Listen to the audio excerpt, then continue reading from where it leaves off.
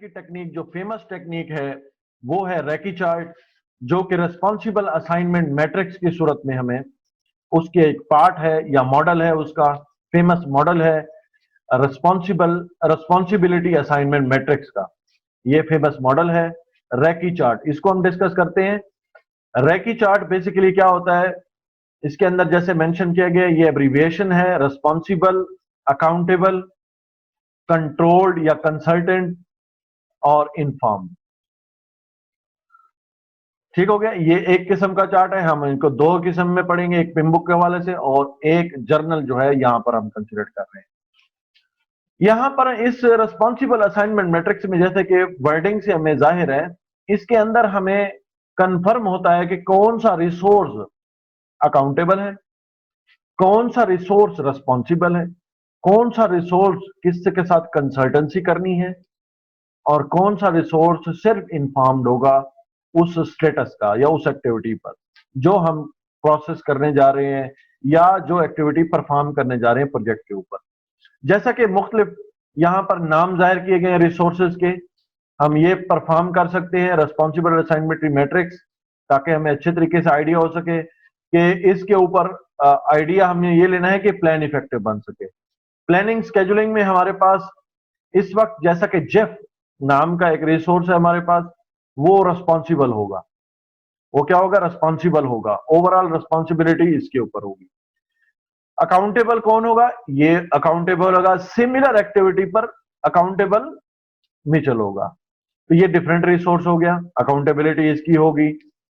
और सिर्फ इन्फॉर्म किसको करना होगा, इसको सिर्फ इन्फॉर्म रखना है, ना ये रिस्पॉन्सिबल होगा ना ये अकाउंटेबल होगा, इसको सिर्फ इंफॉर्मेशन होगी इस एक्टिविटी की बेस पर। और दूसरा जो तीसरा रिसोर्स है या चौथा रिसोर्स है वो ये जो है, इसको हम कंसल्ट करेंगे अगर कोई इशू आएगा तो उस एक्टिविटी पर कंसल्ट करेंगे। तो ये जो 4 कीवर्ड्स हैं, रिस्पॉन्सिबल, अकाउंटेबल, इन्फॉर्म्ड और कंसल्ट, ये डिफरेंट रोल हैं बेसिकली, इसीलिए हम कहते हैं रिस्पॉन्सिबिलिटी असाइनमेंट मैट्रिक्स। ये हम क्रिएट करते हैं और इसमें हमें पता चलता है कि रिसोर्स की रिक्वायरमेंट कितनी होगी, उसको हम कितना इफेक्टिवली प्लान कर सकते हैं। जैसा कि रिस्क मैनेजमेंट की को परफॉर्म करने के लिए ओवरऑल प्रोजेक्ट के ऊपर, उसके ऊपर हम ये देख सकते हैं इंफॉर्मेशन किसके पास होगी, हम इससे सिर्फ information as a project manager पे कलेक्ट कर सकते हैं, इसके पास भी इंफॉर्मेशन कलेक्ट कर सकते हैं इस हवाले से। ये क्वालिटी रिव्यूअर है, ये एक्स्ट्रा है, रेकी चार्ट में नहीं आता, ठीक है, ये एक्स्ट्रा है। तो इसको हम सिर्फ और सिर्फ क्वालिटी रिव्यूअर कह सकते हैं, ये एक्स्ट्रा फंक्शनलिटी होगी या रिस्पॉन्सिबिलिटी होगी। लेकिन रेकी चार्ट में हमारे पास 4 रिस्पॉन्सिबिलिटीज होती हैं डिफरेंट। जैसा कि यहां पर रिस्क मैनेजमेंट में अकाउंटेबल जो है वो ये रिसोर्स है, क्लियर हो गया।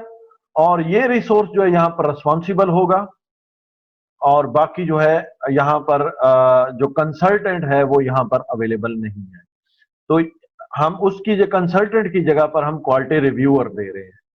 तो ये 5th जो है रिस्पॉन्सिबिलिटी होगी जो कि रेकी चार्ट से आउट है, एक्स्ट्रा फंक्शनलिटी है उसकी, रिस्पॉन्सिबिलिटी है एक किसी 5th रिसोर्स की।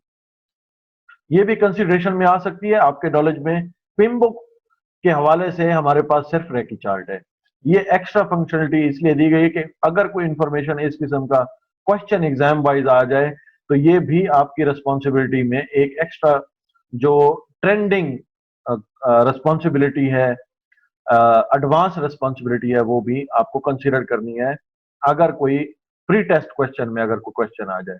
पिमबुक के हवाले से जो रेकी चार्ट पिमबुक 6 में हमें अवेलेबल है वो इस किस्म से है, जहां पर सिर्फ और सिर्फ रिस्पॉन्सिबल, अकाउंटेबल और कंसल्ट और इन्फॉर्म है। तो 4 यहां पर रिस्पॉन्सिबिलिटीज हैं, ये उस रिसोर्स की जो असाइनमेंट्स होंगी वो उस पर डिपेंड करेगा। जैसा कि एक्टिविटी हमारे पास क्रिएट चार्टर है, उसके ऊपर ये रिसोर्स जो है वो अकाउंटेबल होगा, ये रिसोर्स रिस्पॉन्सिबल होगा, ये और ये रिसोर्स इन्फॉर्म होगा। इसमें कंसल्टेंसी किसी की नहीं है और ये सिर्फ हमारे पास इंफॉर्मेशन रखने वाले लोग होंगे कुछ, और कुछ रिस्पॉन्सिबल होंगे उसके, और कुछ अकाउंटेबल होंगे।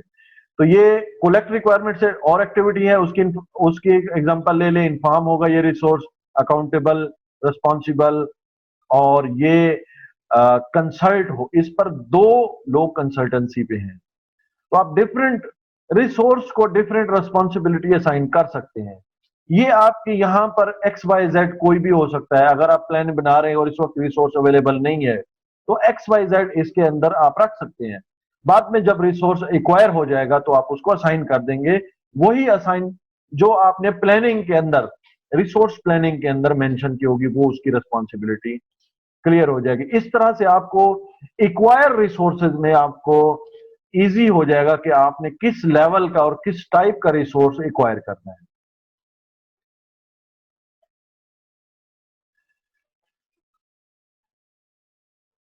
यहां पर सेम चार्ट मेंशन किया गया है डिफरेंट डायमेंशन से।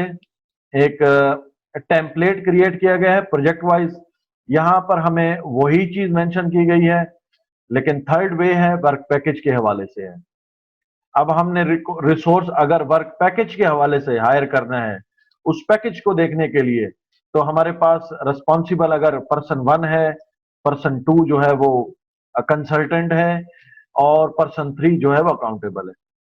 तो इस तरह से भी हम एक टेम्पलेट प्रोजेक्ट के ऊपर क्रिएट कर सकते हैं। और इसके अंदर यहाँ पर अगर देखें तो रिसोर्स का नाम नहीं है, पर्सन लिखा हुआ है। पर्सन 2, पर्सन 3, पर्सन 4, इस तरह से एक्सेट्रा हो सकता है। तो ये वर्क पैकेज वाइज अगर हमने हायरिंग या प्लानिंग करनी है, तो इस हवाले से भी अकाउंटेबल, रिस्पॉन्सिबल और कंसल्ट की रिस्पॉन्सिबिलिटीज आप रिसोर्स को असाइन कर सकते हैं। तो ये रिस्पॉन्सिबिलिटी असाइनमेंट मैट्रिक्स कहलाता है। और इसका फेमस मॉडल जो है या फेमस चार्ट जो है वो रेकी चार्ट है, इसके अंदर जो इस्तेमाल किया जाता है।